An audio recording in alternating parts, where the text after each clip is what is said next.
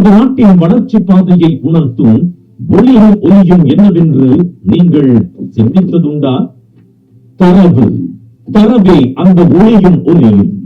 தரவு என்பது ஒரு எண்ணிக்கை மட்டுமல்ல, ஒரு தேசத்தின் ஒளியும் சமூகத்தின் ஒலியும் எதிரொலியும் ஆகும்.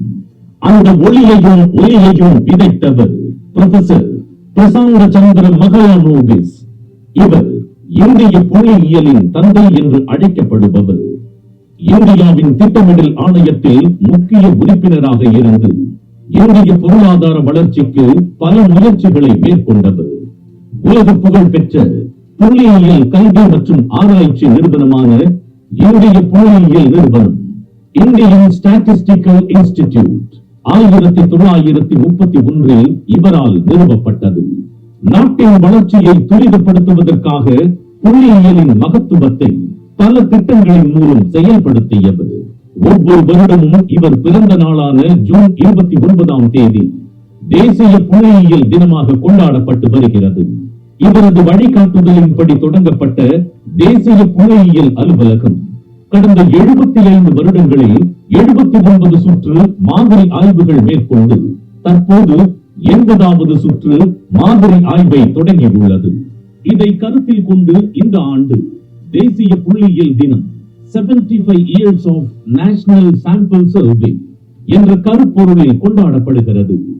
மாண்புமிகு தமிழ்நாடு முதலமைச்சர் அவர்களின் வழிகாட்டுதலின்படி நம் மாநிலத்தின் அநேக அம்சங்களை பற்றி பல்வேறு ஆய்வுகளை மேற்கொண்டு தரமான தரவுகளை சேகரித்து பகுப்பாய்வு செய்து திட்டமிடலுக்கு தேவையான அறிவின் ஆதாரமாக தமிழக பொருளியல் மற்றும் புள்ளியியல் துறை இயங்குகிறது.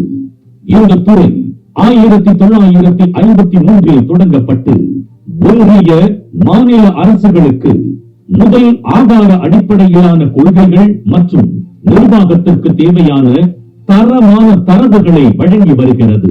இதில் மாநில உள்நாட்டு உற்பத்தி மதிப்பீடு GSDP மிகவும் முக்கியமானதாகும்.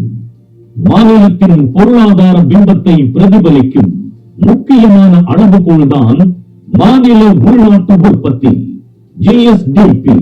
தமிழக பொருளியல் மற்றும் புள்ளியியல் துறை பிற துறைகளின் தரவுகளை ஒருங்கிணைத்து மாநில உள்நாட்டு உற்பத்தியினை கணக்கிடுவதன் மூலம் மாநிலத்தின் கொள்கை அமைப்பிலும் திட்டமிடுதலிலும் வளர்ச்சி செயல்பாடுகளிலும் வழிகாட்டும் முக்கிய கருவியாகிறது. பொருளியல் மற்றும் புள்ளியியல் துறை மாநில வேளாண்மை புள்ளியியல் ஆணைக்குழுவாக செயல்பட்டு வருகிறது.